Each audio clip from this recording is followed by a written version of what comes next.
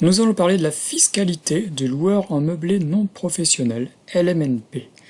Mais avant toute chose, je voudrais vous faire part de l'offre des 2 e-books gratuits sur flow-immo.fr. Ça remplace une formation à 1500 €. Vous allez trouver dans le roadmap de l'investissement immobilier un guide complet pour choisir sa zone de recherche, rechercher le bien, négocier le bien, fixer le prix d'une offre, mettre les bonnes clauses dès l'offre, signer le compromis, comment présenter le projet au banquier, trouver le financement, trouver les artisans fiables, signer chez le notaire, suivre les travaux, meubler selon la clientèle visée, faire une annonce qui déchire, gérer le locataire, gérer l'administratif, gérer la comptabilité. C'est un condensé de tout ce qu'il faut savoir pour investir dans du meublé à haut rendement. Et aussi le business plan de A à Z, qui est le guide complet pour exposer sa situation perso et professionnelle, exposer sa situation patrimoniale, sa situation financière et votre projet immobilier. Également, il va vous permettre de prouver la viabilité du projet face au banquier, d'exposer l'analyse concurrentielle, de prouver la validité de vos choix, de prouver l'utilité de votre demande d'emprunt et de ses modalités, et vous verrez dans quelles modalités il faut négocier auprès du banquier pour faire en sorte que le projet soit viable, prouver votre maîtrise fiscale et prouver vos aptitudes de gestionnaire. Tout ça c'est gratuit, prenez-le, ça remplace aisément une formation à 1500 €. Donc rendez-vous sur le site flow-immo.fr. Alors le statut LMNP au régime micro-BIC. Il y a des avantages et des inconvénients. Les avantages, c'est qu'il n'y a pas de comptabilité, déduction automatique de 50% des revenus BIC. Effectivement, au micro-BIC, il suffit juste de déduire la moitié des revenus locatifs et vous paierez des impôts, vous serez imposé dessus. Alors les inconvénients, évidemment, il faut créer une entreprise individuelle. Ça c'est un moindre mal, c'est pas un inconvénient majeur puisque c'est gratuit et c'est rapide. Par contre, l'inconvénient majeur du micro-BIC, c'est qu'il n'y a pas de déduction des dépenses réelles et il n'y a pas d'amortissement du bien immobilier ni des grosses dépenses. C'est-à-dire que si vous avez un crédit immobilier dessus, eh bien clairement, dans 95% des cas, ce n'est pas l'option à privilégier. Donc le micro-BIC, il est intéressant si les dépenses réelles et les amortissements sont inférieurs à 50% des revenus BIC. Ça veut dire en d'autres termes que vous allez pouvoir être imposé sur moins de 50% de vos revenus BIC, issus de l'activité de location meublée. Autrement, il faut faire du régime réel. Et donc au régime réel simplifié, il y a encore des avantages et des inconvénients. Les avantages, c'est évidemment les inconvénients du micro-BIC, c'est-à-dire qu'on peut déduire toutes les dépenses liées à l'activité de location meublée. Absolument toutes, sauf évidemment certains types de travaux, comme par exemple tout ce qui est agrandissement, construction et reconstruction. Ça, c'est la seule chose qu'on ne peut pas déduire, mais tout le reste est déductible. Ensuite, les déficits, on en reparlera juste après, les déficits sont reportables 10 ans. L'amortissement du bien immobilier, on va également en parler après, et les grosses dépenses sont pris en compte dans la déduction du loyer. Amortissement reportable sans limitation de durée, donc ça c'est intéressant aussi parce que tant que vous faites du déficit avec des charges non amortissables, vos amortissements ils restent tranquilles, ils s'accumulent, et puis le jour où il n'y a plus assez de déficit en charges non amortissables, vous pouvez commencer à utiliser vos amortissements. Et à la revente, il n'y a pas de réintégration des amortissements. Et ça, c'est très intéressant parce que ça veut dire que pour le calcul de la plus-value ne sera pas très élevée, elle ne sera pas artificiellement gonflée par les amortissements qui ont été déduits. Donc là, on gagne sur les deux tableaux. Non seulement vous ne payez pas d'impôts avec les amortissements, mais aussi vous ne paierez moins de plus-value, vous paierez moins d'impôts sur la plus-value grâce à ces mêmes amortissements. Les inconvénients. La création d'une entreprise individuelle, comme j'ai dit tout à l'heure, c'est pas vraiment un inconvénient. Et il y a par contre une comptabilité requise. Alors la comptabilité, c'est à la fois un inconvénient et aussi un avantage parce que ça vous permet de savoir exactement ce que vous faites. C'est beaucoup plus fiable.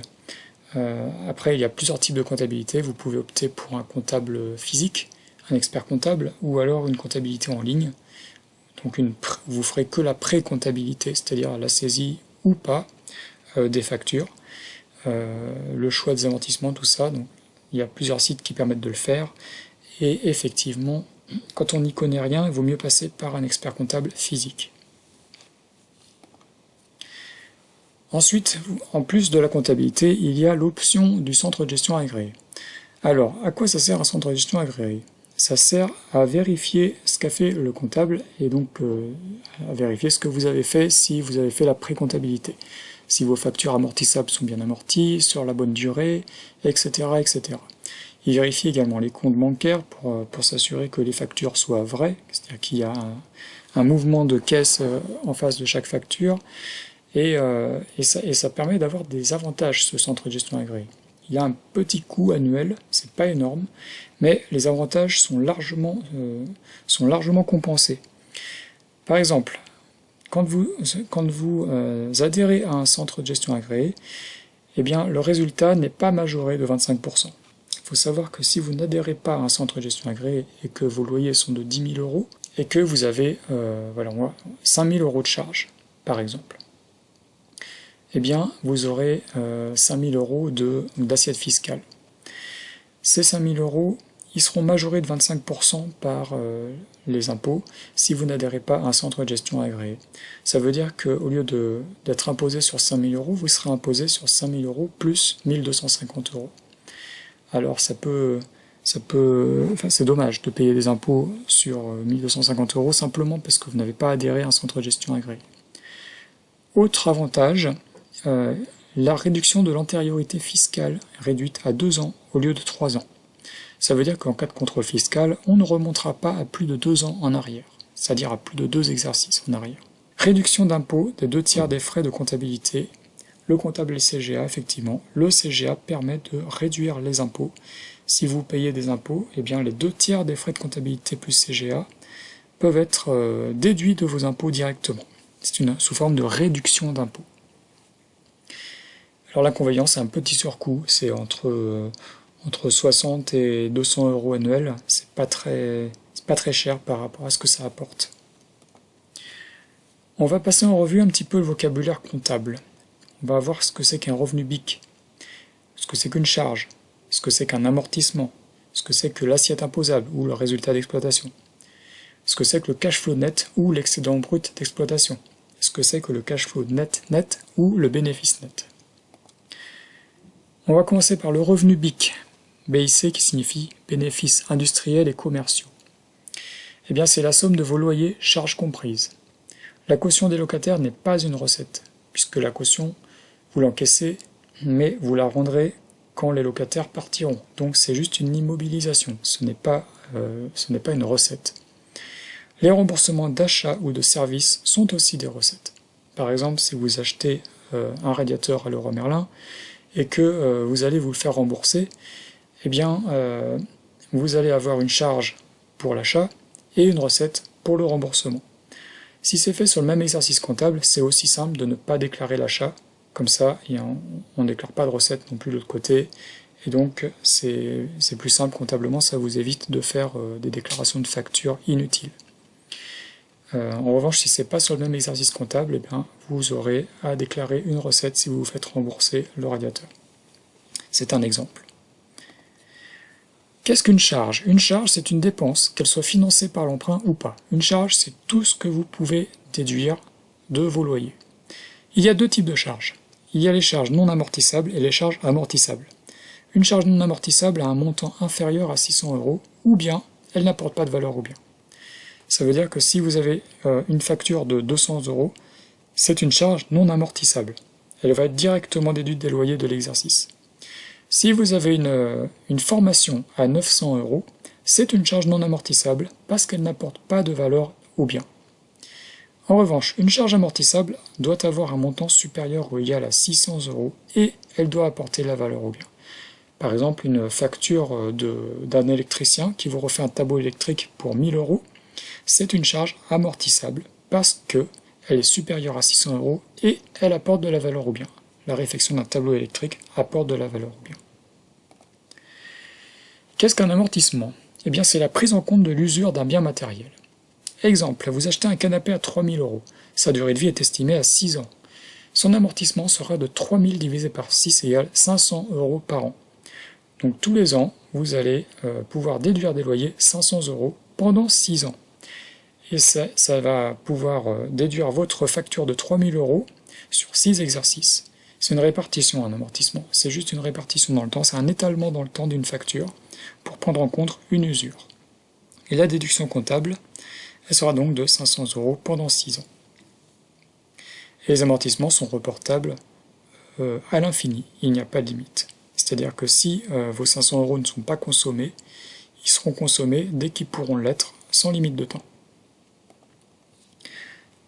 Il y a aussi l'amortissement immobilier, et c'est la prise en compte d'une usure du bien immobilier en lui-même. Alors là, c'est un petit peu différent parce que c'est un coût global qui est ventilé selon des composants. Et ces composants sont définis par la doctrine fiscale. Par exemple, on achète une maison à 100 000 €. Dans cette maison, on va considérer qu'il y a une tranche de 13% sur 12 ans qui correspond aux aménagements intérieurs. Il y a une tranche de 8% sur 25 ans qui correspond à l'étanchéité. Il y a une tranche de 40% sur 55 ans pour le gros œuvre. Il y a une tranche de 7% sur 30 ans sur l'installation électrique. Et enfin une tranche de 10% sur 20 ans pour la toiture. La dernière tranche, celle du terrain, à 22%, elle est sur une durée de 0 ans, c'est-à-dire que le terrain n'est pas amortissable. Ça veut dire que ces 22% de 100 000 €, donc 22 000 €, ne pourront pas être déduits des loyers. C'est un terrain n'est pas amortissable, c'est du foncier. Ce qu'on amortit là-dedans, c'est le construit, c'est le bâti. Et donc ça correspond à tous les autres postes de dépenses, c'est-à-dire à tous les autres composants en termes comptables. Le terrain n'est pas amortissable. L'appartement ou la maison, la même part de terrain est prise en compte et son pourcentage dépend du département. C'est toujours aux alentours de 20-22%. On ne peut pas trop jouer avec, ça c'est quelque chose de fixé et de très encadré.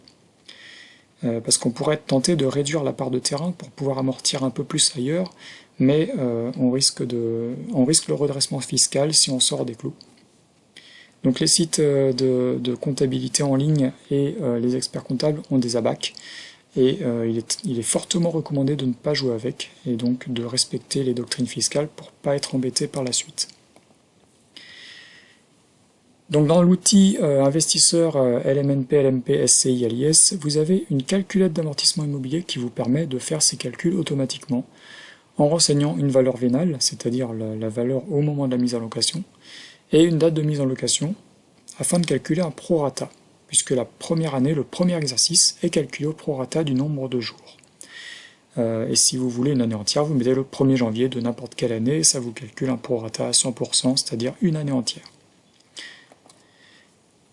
Dans le vocabulaire comptable, on a ensuite l'assiette imposable. Qu'est-ce que c'est qu'une assiette imposable? Eh bien, en termes de société, c'est aussi un résultat d'exploitation. C'est la base d'imposition. C'est le montant sur lequel l'impôt sera calculé. Et la base imposable, en fait, c'est vos revenus BIC, c'est-à-dire les loyers plus les charges, auxquels on va retrancher les charges non amortissables. Et si on est toujours supérieur à 0, on va aussi retrancher les amortissements. Et si la part d'amortissement est plus grande que ce qui restait, eh bien on enlève juste cette part, et on garde le reste d'amortissement pour l'année d'après. Exemple. On a des revenus BIC de 10 000 €. On a des charges de 5 000 € et des amortissements de 3 000 €. La base imposable sera 10 000, moins 5 000, moins 3 000, ce qui fait 2 000 €. On va payer des impôts sur les 2 000 €. Donc, au lieu de 10 000 €, on va payer sur 2 000 €. Si on était là-dessus au micro-BIC, micro-BIC, on aurait payé des impôts sur 5 000 €. Souvenez-vous, c'était 50% des revenus BIC.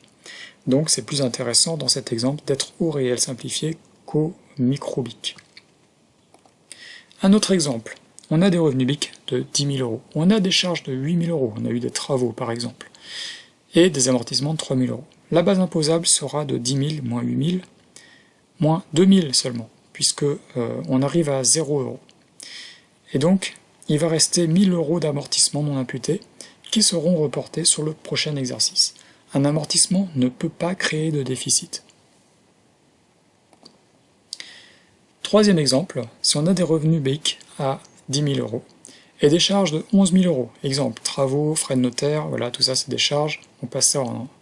non, les travaux, on les passe pas en charge, sauf si c'est des petits montants, mais par exemple, l'ameublement, si c'est une accumulation de petites factures, des charges de copro, tout ça, si on arrive à faire plus que les revenus BIC juste avec les charges, La première année, avec les frais de notaire, c'est possible, et également les frais d'agence. Tout ça, c'est pas amortissable, les frais de notaire, les frais d'agence. Vous pouvez avoir des charges non amortissables supérieures au revenu BIC. Et donc là, c'est très intéressant parce que vous allez créer un déficit. Donc, vous allez avoir 10 000 euros de revenus BIC, moins 11 000 euros de charges non amortissables, et du coup, on est déjà dans le négatif, donc les 3 000 euros seront automatiquement reportés, les 3 000 euros d'amortissement, et on a créé du coup 1 000 euros de déficit. Ça veut dire que ces 1 000 euros seront imputables l'année d'après. Donc l'année d'après, on va partir avec 1 000 euros de charges non amortissables qu'on pourra encore imputer en plus des charges de l'exercice suivant. Et l'année d'après, on pourra aussi imputer les 3 000 euros d'amortissement de cet exercice. Donc voilà, dans cet exemple, il y a 4 000 euros qui seront reportés sur l'exercice d'après, de l'année N+1. Donc là, on voit qu'on peut créer du déficit facilement et qu'on peut du coup échapper à l'impôt pour 1, 2, 3 années. Encore un petit exemple, si on a des revenus BIC à 10 000 euros et que les charges de l'année N sont de 8 000 euros et que les déficits de l'année N-1 étaient de 1 000 euros. On avait 1 000 euros de déficit. L'amortissement de l'année N, 3 000 euros, l'amortissement de l'année N-1, 4 000 euros. Voilà, donc là on va d'abord passer en charge tout ce qui est année N, année N-1 dans les charges et les déficits, donc 10 000 moins 8 000 moins 1 000, on est déjà à, il reste 1 000 euros de base imposable. Ensuite, si on impute les amortissements, et bien les amortissements année N et année N-1, ça fait un total de 7 000 euros dans le réservoir d'amortissement.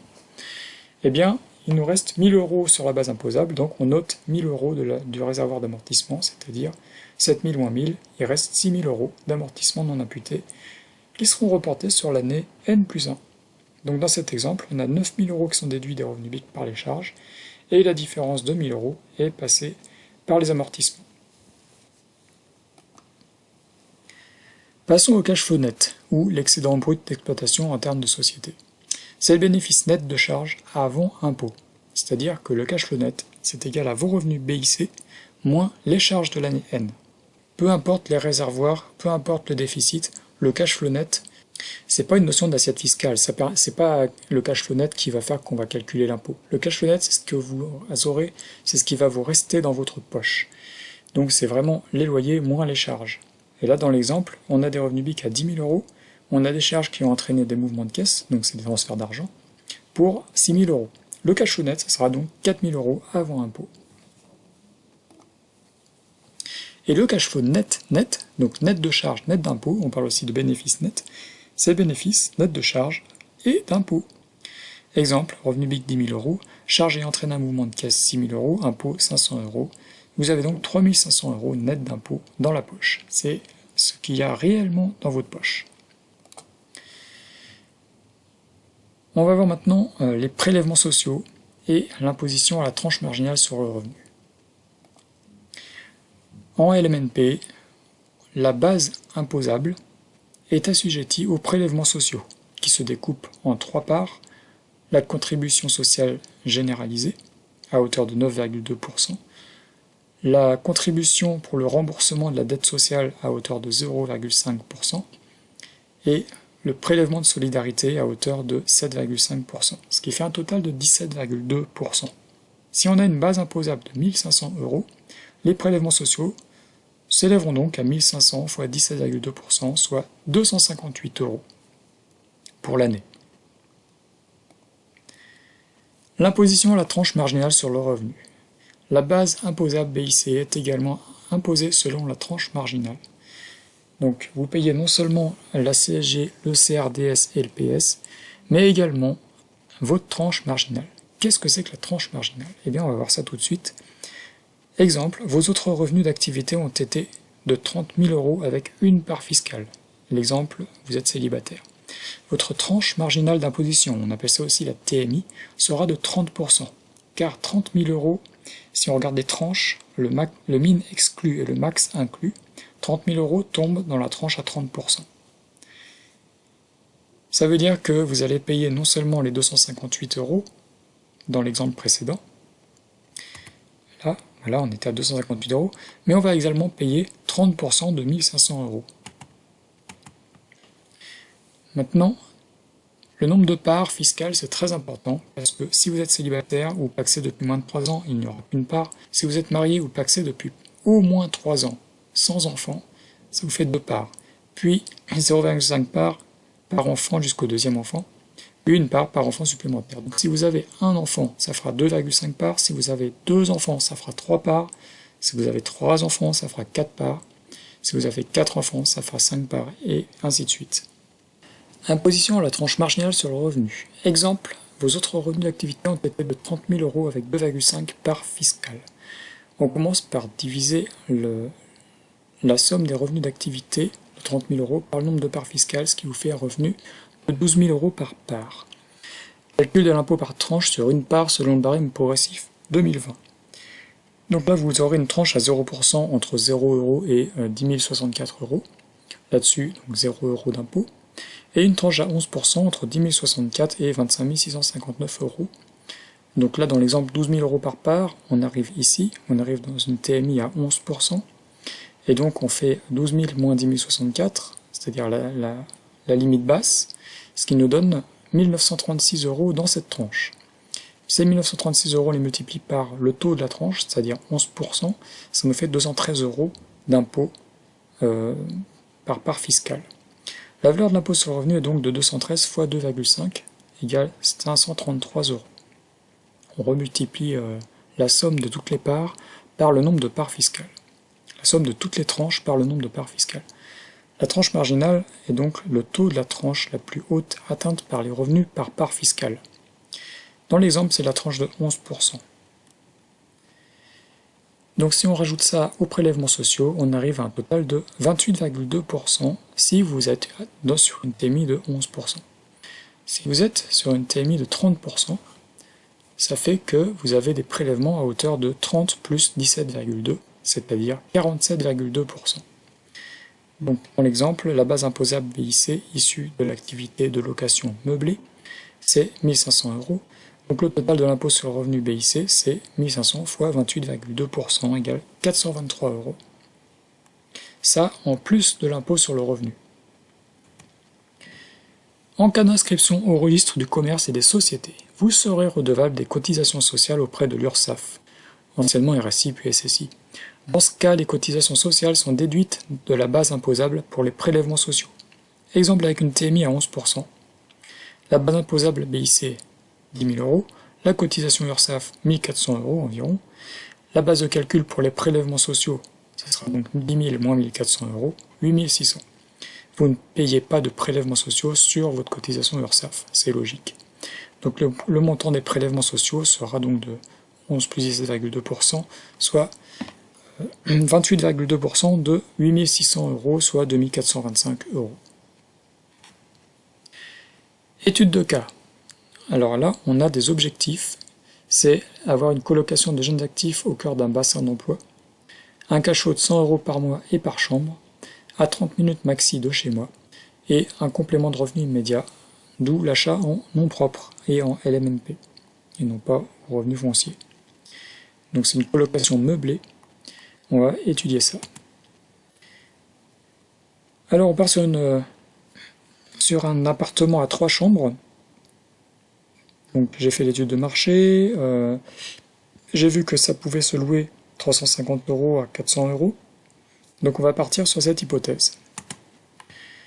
On va définir là tous les coûts fixes. Donc on va définir 25 € pour internet, 58 € pour le ménage, ça correspond à 2 heures de ménage par mois. C'est pas beaucoup, mais on peut mettre ça en place dans un premier temps et ensuite augmenter si on s'aperçoit que c'est pas assez. On va partir sur une base comptable de 360 € par an, avec un comptable en ligne et un CGA.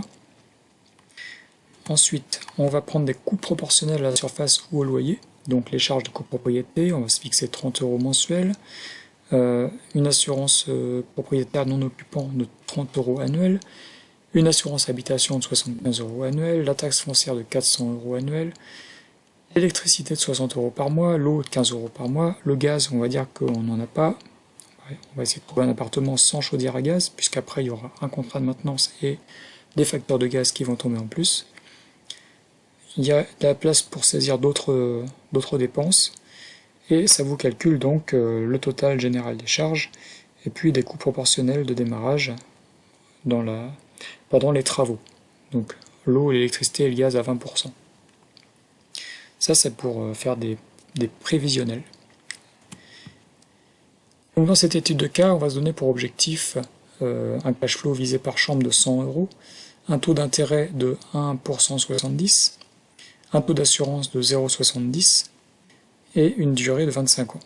Voilà, ça nous donne donc un budget, un capital d'emprunt maxi pour atteindre cet objectif de 100 € par chambre de 144 256 €. Voilà, donc idéalement, le prix du bien FAI, plus les frais de notaire, plus les travaux, ne doit pas excéder 144 256 pour arriver à 100 € de cash flow par chambre, c'est-à-dire à 300 € de cash flow net par mois. Net de charge, mais pas net d'impôt. Donc c'est du net brut. À droite, vous voyez la grille budgétaire tout frais. Donc notaire, travaux et garantie. Donc dans cette grille, vous voyez que si vous trouvez un bien à 4 chambres, vous pouvez aller jusqu'à 200 833 €. Si vous trouvez un bien à 5 chambres, vous pouvez monter jusqu'à 257 409 €. Inversement, si vous trouvez qu'un bien à 2 chambres, eh bien votre budget ne devra pas dépasser 87 680 €. Donc voilà, la grille budgétaire, ça vous donne le capital maxi empruntable pour respecter l'objectif de cash flow net par chambre. Donc l'objectif global de cash flow de 300 € par mois pour 3 chambres, 400 € par mois pour 4 chambres, 500 € par mois pour 5 chambres. En ce qui concerne la négociation, voilà, imaginons qu'il y a un appartement à 120 000 € au prix, dont 6 000 € de frais d'agence. Eh bien, le calculateur va vous fournir tous les chiffres. Vous allez juste à saisir le montant des travaux estimés, les frais de garantie estimés et les frais de dossier bancaire estimés. Ça va vous donner le financement total et le cash flow mensuel hors impôt, donc avant impôt, résultant de cette typologie d'investissement. Et vous avez des scénarios, moins 5%, moins 10%, moins 15% sur le prix FAI. Ça va vous donner en face des cash flows mensuels révisés et une différence de cash flow par rapport à l'offre au prix. Donc ça vous permet ici de pouvoir, en fonction du montant des travaux, de pouvoir estimer le cash flow par rapport à un prix FAI négocié. Vous avez également des 3 coches en haut. Si jamais vous avez des frais d'agence acquéreurs, c'est-à-dire si vous apportez les frais d'agence, voilà, ça va vous réduire les frais de notaire. Si vous apportez les frais de notaire ou si vous apportez les frais bancaires, tout ça, ça va venir tout simplement se rajouter dans l'apport total, en plus de l'apport en saisie libre, et ça va permettre de faire baisser le coût du crédit. Voilà, si vous avez beaucoup d'épargne, vous pouvez rajouter de l'apport pour faire passer plus facilement le dossier auprès de la banque. Si vous n'avez pas trop d'épargne ou que vous préférez conserver intégralement, eh bien vous pouvez gérer ça comme ça et faire un bon business plan et aller voir plusieurs banques et ça devrait passer. Voilà, donc là dans l'exemple, on a une négociation qui a mené à 100 000 € d'offres acceptées. Donc avec 22 000 € de travaux, on peut négocier effectivement un petit peu moins que la valeur des travaux en baisse, en faisant bien comprendre au vendeur que voilà, le bien il est pourri et que ça va lui coûter les yeux de la tête et patati patata.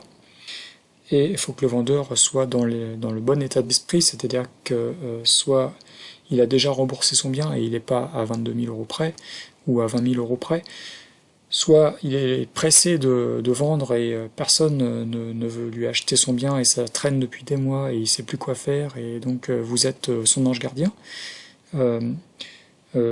Soit il en a vraiment marre de son bien et ok, il est prêt à faire des concessions parce qu'il veut plus en entendre parler. C'est un boulet et donc voilà, il est prêt à faire des concessions. Donc ça, c'est les 3 typologies de vendeurs qui vous permettent de faire baisser le prix FAI. Donc ça va vous calculer automatiquement le cash flow mensuel, encore une fois, avec la différence si vous n'aviez pas négocié, et des seuils de rentabilité. C'est-à-dire que en fonction du nombre de chambres que vous avez remplies, ici c'était 3 chambres dans l'exemple, ça veut dire que pour ne pas mettre d'argent de votre poche tous les ans, c'est-à-dire pour ne pas faire ce que certains appellent l'effort d'épargne, ce qui est juste une perte en fin de compte, eh bien il faut que le taux de remplissage minimum soit de 70% sur l'année, ou le nombre de chambres minimum 2,10 sur l'année, ou encore le nombre de mois de vacances locatives maximum de 3,59 mois sur l'année. Ça veut dire que l'appartement serait vide maximum 3,59 mois sur l'année pour arriver à un cash flow mensuel de 0, avant impôt. Ça veut dire que vous serez en dessous de 0 puisque les impôts vont venir vous piquer une partie quand même, si vous payez des impôts. Le rendement brut est de 10,99% dans cette configuration-là. Le rendement net avant impôt est de 8,61%. Alors, vous pouvez voir des fois des sites qui font de l'investissement clé en main, c'est-à-dire qu'ils vous offrent sur un plateau le bien immobilier déjà négocié, les travaux déjà négociés, les charges déjà négociées, bref, ils font tout et ils vont vous dire que c'est une offre exceptionnelle parce qu'elle est à plus de 5% de rendement. Sauf que là, on voit bien que avec un cash flow de 358 € mensuel, le seuil de rentabilité, il n'est pas à 5%, il est à 7%. C'est-à-dire que si vous faites un rendement net avant impôt de moins de 7%, vous êtes quasiment sûr d'être à perte. Donc quand on vous dit que 7% c'est le Pérou et que c'est impossible, ben si, c'est largement possible. Et idéalement, le rendement net avant impôt doit être au minimum de 8%, pour être sûr d'avoir quelque chose à la fin du mois dans votre poche, après impôt. Donc dans l'étude de cas, on continue sur l'onglet suivant, on renseigne les données concernant la situation personnelle, donc là on va renseigner 12 100 € par exemple de revenus d'activité, avec une augmentation annuelle de 0,10%, une part fiscale, et on va dire qu'on adhère à un CGA, qu'on n'est pas inscrit à un RCS et qu'on n'est pas déjà LMP. Tout ça, ça fait que vous n'allez pas payer d'URSSAF. Les données concernant la situation personnelle, on continue ici en renseignant d'autres dépenses amortissables de 3 000 €. Ça peut couvrir des travaux ou autre chose, des grosses factures, du gros mobilier, du gros électroménager, tout ce qui dépasse 600 € et qui apporte de la valeur à l'appartement. Donc c'est à vous de voir en fonction de vos dépenses, tout ce que vous pouvez passer en amortissement, vous l'écrivez dans cette case-là. Les autres dépenses non amortissables, eh bien c'est toutes les petites factures de moins de 600 € ou qui n'apportent pas de valeur à l'appartement. Donc vos formations, vous pouvez les rajouter là. Les charges mensuelles, tout ça c'est calculé automatiquement. Les vacances locatives, vous allez mettre vous-même le nombre de mois par an où vous projetez qu'il y a de la vacance locative. Si vous faites du meublé étudiant, vous mettrez 2 mois de vacances locatives, c'est à mon avis raisonnable, parce que juillet-août, il n'y a pas d'université. Si vous faites du jeune actif, vous pouvez mettre en zone tendue, vous pouvez mettre 0, les yeux fermés, parce qu'en zone tendue, vous avez la queue. Après, si vous pratiquez des loyers très élevés, parce que vous faites du très haut de gamme, vous aurez automatiquement beaucoup moins de monde qui va se bousculer pour visiter, mais vous aurez normalement des locataires de qualité et qui sont prêts à mettre le prix pour avoir du confort. Généralement, ils ont des bons garants. Là, vous pouvez mettre vacances locatives de 0 aussi, puisque vous avez des gens... alors, il faut toujours filtrer sur l'humain, toujours, c'est pas que sur dossier, mais vous pouvez être tranquille là-dessus. La révision des loyers, on va prendre en fonction de l'IRL, ça vous pouvez voir sur le site de l'INSEE, l'évolution de l'indice de revalorisation des loyers. Cet indice il tourne aux alentours de 0,30% annuellement. Il y a des années où il baisse, des années où il monte beaucoup, des années où il ne monte quasiment pas. Bon, c'est réaliste de partir sur 0,30%. Le montant immobilier à amortir, ça, c'est à vous de le renseigner, c'est la valeur vénale à la mise en location. Donc c'est une réestimation de la valeur du bien après travaux. Là, vous pouvez le savoir pendant l'étude de marché en faisant une étude comparative, en regardant simplement les annonces, à combien les gens vendent et dans quel état sont leurs biens. Ou sinon, vous pouvez consulter aussi tout simplement un agent immobilier, un professionnel, vous pouvez prendre conseil auprès d'un professionnel. La date de mise en location, c'est la date de signature chez le notaire. Si vous avez acquis le bien dans l'année, si vous avez déjà un bien et que vous le passez en meublé, eh bien c'est la date de première facture engagée. Moins un jour. C'est-à-dire que cette date-là, 20 février 2019, si vous avez une facture en date du 21 février 2019, elle pourra être prise en compte. Si vous avez une facture en date du 20 février 2019, eh bien il faudra renseigner dans la date de mise en location le 19 février 2019.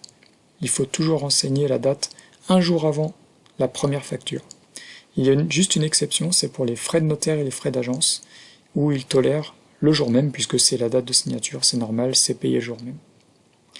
Il y a également les charges, les prorata de charges et de taxes foncières. Taxes foncières, c'est régularisé bien après, mais le prorata de charges, il est fait aussi chez le notaire et c'est aussi déductible, malgré que la date ne soit pas un jour après. Nombre de mois loués, 7, c'est automatiquement calculé en fonction du tableau d'amortissement. Ça, vous pouvez le voir dans la vidéo de formation propre à l'outil. Revenu BIC brut, premier exercice, 8400 €, calculé automatiquement, et le nombre de jours non amortis sur l'année, 50 jours, ça se calcule automatiquement au prorata avec le 20 février 2019. On arrive sur la partie au régime réel, pour qu'il soit intéressant. On arrive sur la partie IR, impôt sur le revenu. Et là, on voit que il va faire un tas de calculs. Alors, on va prendre dans l'ordre. Une ligne, c'est une année d'exercice. Et là, on va voir le nombre de parts fiscales. Donc, si ça n'évolue pas, vous pouvez faire évoluer ça en rentrant des valeurs dans part fiscale, entre parenthèses, saisie, la deuxième colonne. Ensuite, il y a la valeur nette comptable du projet, c'est-à-dire c'est la valeur vénale après travaux moins les amortissements. Donc ça, c'est pour calculer les plus-values dans certains cas, c'est-à-dire notamment en LMP. En LMNP, on ne tient pas compte de la valeur nette comptable du projet, on tient compte de la valeur vénale. Donc c'est plus simple et c'est plus avantageux, puisque ça fait moins de plus-value. Les revenus d'activité, on les voit évoluer en fonction de ce qu'on a renseigné. Les revenus BIC également. Les charges imputées, elles sont calculées automatiquement en fonction de tout ce qu'on a rempli. Les amortissements imputés également. Et là, on voit le taux de charge comptable. C'est-à-dire qu'on voit par rapport au loyer, au revenu BIC et aux charges, donc par rapport au revenu BIC, loyer charges comprises, on voit combien on a pu imputer sur le loyer, sur les revenus BIC. Et quand c'est 100%, ça veut dire qu'on a pu déduire la totalité des revenus BIC, c'est-à-dire que l'assiette fiscale tombe à 0. Et on le voit sur la colonne d'après, l'assiette fiscale, voilà. Plus elle est petite, moins vous payerez d'impôts. L'assiette fiscale du foyer elle permet de déterminer votre impôt sur le revenu de manière complètement décorrélée de l'assiette fiscale BIC. Simplement, une fois qu'on aura calculé les deux, ils vont s'ajouter et vous aurez la somme des deux à payer. On voit avec l'assiette fiscale du foyer la tranche marginale d'imposition dans laquelle on atterrit, et on voit l'impôt sur le revenu. Si on continue vers la droite, on voit les prélèvements sociaux. Ils sont liés à l'assiette fiscale du BIC. On voit l'URSSAF, si on la paye, si on y est assujetti, et puis on voit un calcul du taux de prélèvement. Ça c'est intéressant. Ça, en fait, quand il n'y a pas d'URSSAF, c'est égal tout simplement à la tranche marginale d'imposition plus 17,2%. Quand il y a de l'URSSAF à payer, ce taux de prélèvement il est variable parce que l'URSSAF a un calcul assez complexe qui est modélisé dans cet outil. C'est pour ça que c'est intéressant. Quand vous passez à l'MP, vous savez vraiment où vous mettez les pieds. Il y a environ 1400 € de cotisation minimale. Le total de l'impôt IR, donc c'est la somme des deux. Et ensuite, vous avez toute une partie cash flow qui est intéressante, qui est vraiment le nerf de la guerre, c'est combien il reste après tous ces calculs. Le net, c'est donc avant impôt. Le net, c'est après impôt. Et le cash flow cumulé net, c'est le cumul du net tout simplement. Donc sur la première ligne, c'est égal à 4447. Sur la deuxième ligne, c'est égal à 4447 plus 4810, ce qui fait 9257 €. Et ainsi de suite. Et on voit tous les ans que ça se rajoute. On voit tout ce que vous gagnez en réalité avec votre investissement. La colonne d'après, c'est le capital, c'est le même, le cumulé net, mais placé à 2%. Cette valeur de 2% est paramétrable. Et vous pouvez très bien le placer sur un placement en ligne et le mettre à 6%. Vous pouvez, il y a des placements à 6% quand c'est indexé avec des ETF. Il y a des choses à faire là-dessus et vous pouvez vraiment exploser avec des intérêts composés votre capital placé. Ensuite, vous avez un calcul du cash flow mensuel net, donc qui est le cash flow annuel net divisé par 12, ce qui correspond au vrai cash flow qui va vous rester. Sauf au premier exercice où il n'est pas sur 12 mois, il est sur le nombre de mois réellement où vous percevez un loyer. Donc là dans l'exemple je sais plus ce que j'ai mis, mais en gros si vous avez 6 mois de loyer, eh bien ça sera sur 6 mois. C'est bon, tout va bien, vous n'êtes pas endormi comme ce beau petit chat. Eh bien, si vous avez des questions, vous pouvez toujours m'envoyer un email sur florent@flo-imo.fr et n'hésitez pas, encore une fois, télécharger mes 2 e-books gratuits sur flo-imo.fr. Vous avez un petit lien tout en haut du site qui est télécharger le contenu gratuit. Vous avez également un encart avec télécharger les 2 e-books. Voilà, n'hésitez pas du tout à les télécharger, inscrivez-vous sur la liste mail et vous y aurez accès. C'est vraiment un outil qui va vous aider au quotidien, qui va vous aider dans votre recherche, qui va vous aider à aussi optimiser votre recherche, à optimiser votre négociation et à faire des offres beaucoup plus rapidement. C'est un milieu où il faut réagir très vite. Il y a souvent plusieurs investisseurs pour un bien à vendre, donc c'est très tendu. Ça dépend des zones, mais il y a des endroits qui sont extrêmement tendus. Et donc voilà, il est crucial de réagir vite, de prendre une décision vite. Donc il faut s'entraîner, il faut faire plein de simulations, et il faut il faut déterminer le profil type de la bonne affaire. Et là, à partir de ça, vous allez pouvoir dégainer très rapidement les offres. Voilà, à très bientôt pour la prochaine vidéo.